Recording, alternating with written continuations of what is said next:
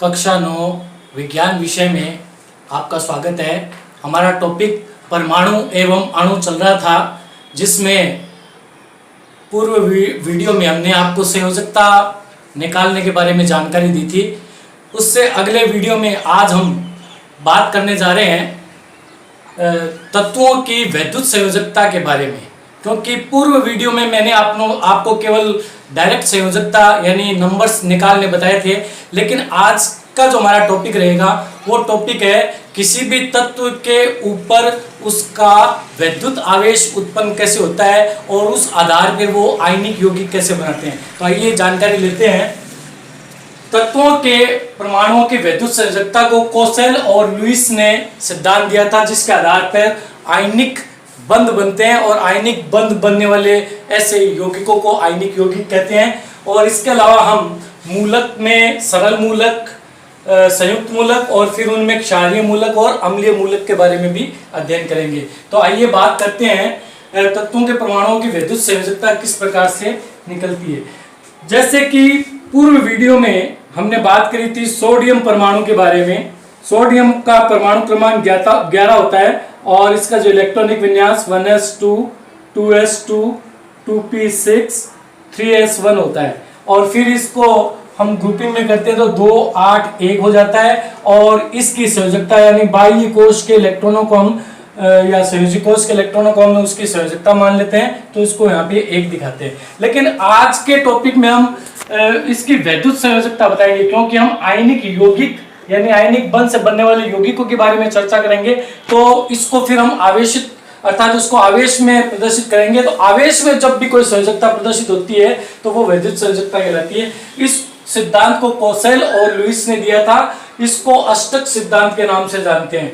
जैसा कि हम जानते हैं कि सोडियम परमाणु है, उसके बाह्यतम कोश में 1 इलेक्ट्रॉन होता है।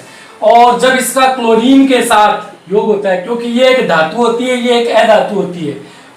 सोडियम धातु है और क्लोरीन है वो अधातु होती है। और इसका जो नंबर होता है वो 17 होता है और इसका जो इलेक्ट्रॉनिक विन्यास है वो 2 8 7 होता है।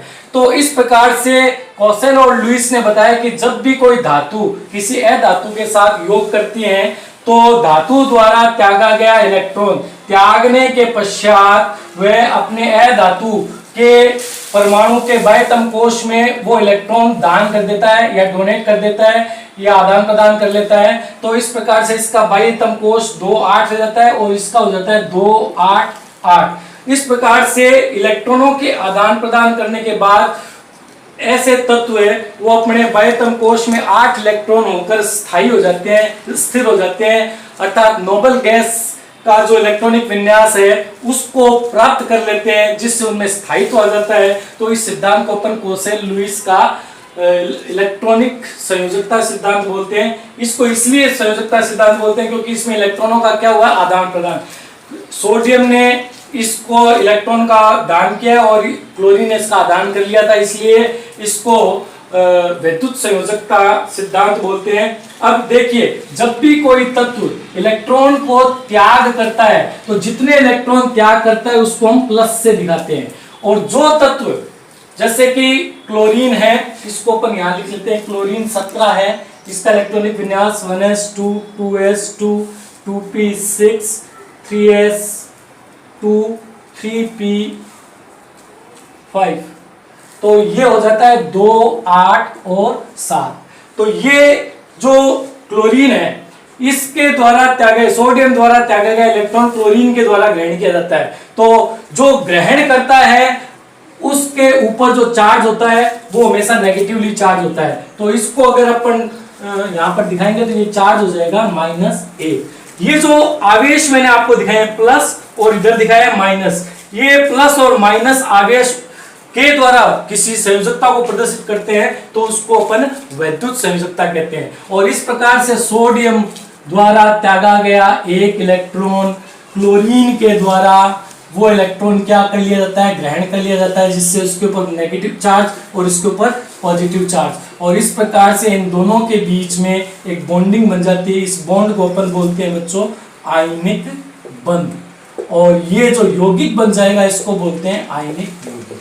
तो ये था कोसेल और लुईस का आयनिक यौगिक सिद्धांत। अब आइए बात करते हैं मूलक पर। मूलक क्या होते हैं?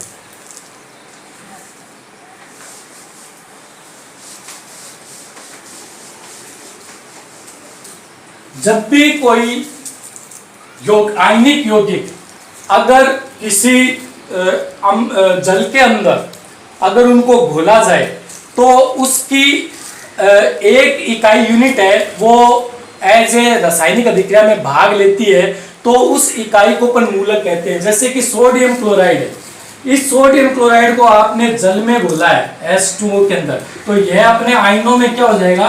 टूट जाएगा। ये प्लस चार्ज में रहेगा और ये क्या रहेगा? नेगेटिव चार्ज में। यानी नमक को पानी में घोलने पर सोडियम अर्थात सोडियम क्लोराइड जो नमक होता है उसका सोडियम आयन अर्थात धनायन और क्लोरीन ऋणायन है वो आपस में क्या हो जाते हैं? विघटित हो जाते हैं।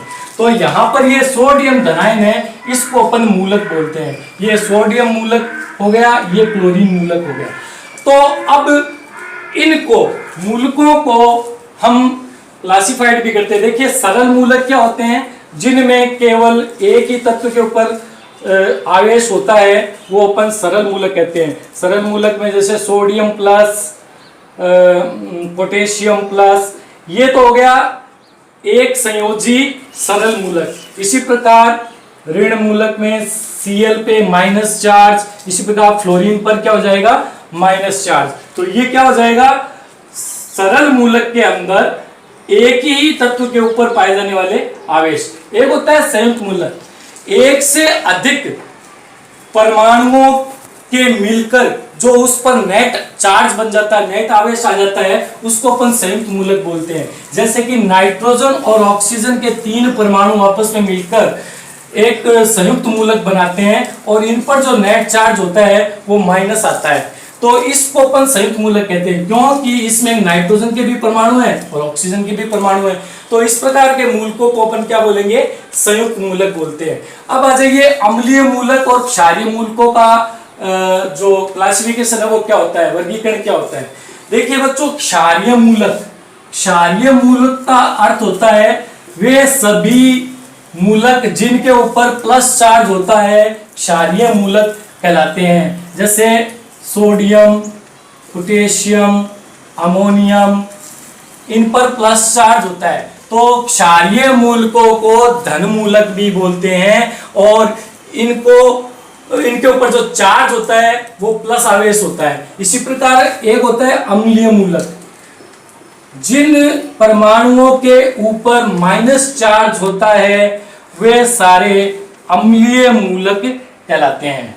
तो ये क्षारीय मूलक और ये अम्लीय मूलक। फिर से देख लीजिए, जिनके ऊपर प्लस चार्ज रहेगा वो क्षारीय मूलक या धन मूलक कहलाएंगे, जिनके ऊपर माइनस चार्ज रहेगा वे अम्लीय मूलक कहलाएंगे। तो ये था हमारा मूलक का वर्गीकरण।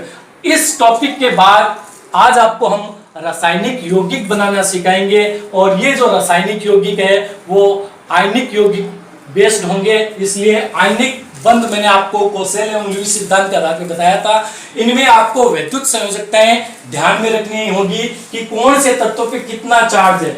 एक तो प्लस वाले चार्ज होंगे, एक नेगेटिव वाले चार्ज होंगे। इनको आपस में जोड़ के जो यौगिक बनेंगे उन्हें हम रासायनिक या आयनिक यौगिक बोलते हैं। तो आइए बात करते हैं इन तत्वों को किस प्रकार से लिखते हैं।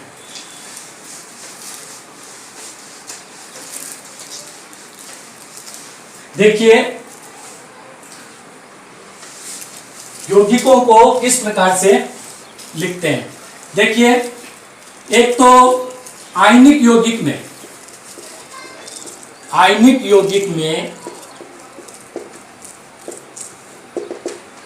एक धनायन होगा तथा दूसरा क्या होगा? ऋणायन होगा। अभी मैंने आपको बताया था धनायन जिनके ऊपर प्लस चार्ज रहेगा वो धनायन कहलाएगा, जिसके ऊपर माइनस चार्ज होगा वो ऋणायन कहलाएगा। इन दोनों के बीच में आयनिक बंध होकर ये यौगिक में कन्वर्ट हो जाएंगे। इन्हीं को ही हम यौगिकों के रूप में आपको लिखना सिखाएंगे। देखिए किस प्रकार से बनते हैं। कोई भी यौगिक बनने के लिए आवेशों के आदान प्रदान यानी इलेक्ट्रॉनों के आदान प्रदान से उनके बीच में जो बंध बनेगा तो उन पर जो नेट चार्ज हो जाएगा वो शून्य होना जरूरी है। अर्थात जितने इलेक्ट्रॉन त्यागे गए उतने इलेक्ट्रॉन ग्रहण भी किए हुए होने चाहिए। उसी के अनुपात में जितने परमाणु इस्तेमाल किए जाएंगे उसी के अनुरूप उनको सूत्र में लिख दिया जाता है। तो देखिए एक एग्जाम्पल करते हैं सोडियम। इस सोडियम के ऊपर चार्ज क्या आता है प्लस। अब देखो ये संयोजकता, इसको विद्युत संयोजकता बोलते हैं। आपको मैं फिर से बता देता हूं कि बाह्यतम कोश द्वारा त्यागे गए इलेक्ट्रॉन है वही उसकी विद्युत संयोजकता मानी जाएगी। तो सोडियम का 281 था, बाहरी कोश का इलेक्ट्रॉन त्याग दिया गया, ये त्यागा हुआ इलेक्ट्रॉन है यहाँ पे प्लस में दिखाया गया। इसी प्रकार क्लोरीन है, उसका जो बाहरी कोश में इलेक्ट्रॉन 7 था, इसका त्यागा हुआ इलेक्ट्रॉन इसमें ऐड हो गया, तो ऐड होने के कारण से जितने इलेक्ट्रॉन ऐड होते हैं उस पर माइनस चार्ज हो जाता है। और इसको हम जोड़ के जब दिखाते हैं तो इसको NaCl द्वारा प्रदर्शित करते हैं। तो देखिए जब भी कोई सूत्र लिखते हैं तो उनके आवेशों को क्रॉस मल्टीप्लिकेशन द्वारा दिखा दिया जाता है, यानी इसकी संयोजकता इसके नीचे और इसकी संयोजकता इसके नीचे। तो ये ट्रिक होती है किसी भी सूत्र को लिखने के लिए। तो देखिए एक एग्जांपल और करते हैं। एग्जांपल नंबर 1 था सोडियम क्लोराइड। एक एग्जांपल और करते हैं मैग्नीशियम क्लोराइड का, जो कि इस बात को पूरी तरह से आपको समझाएगा।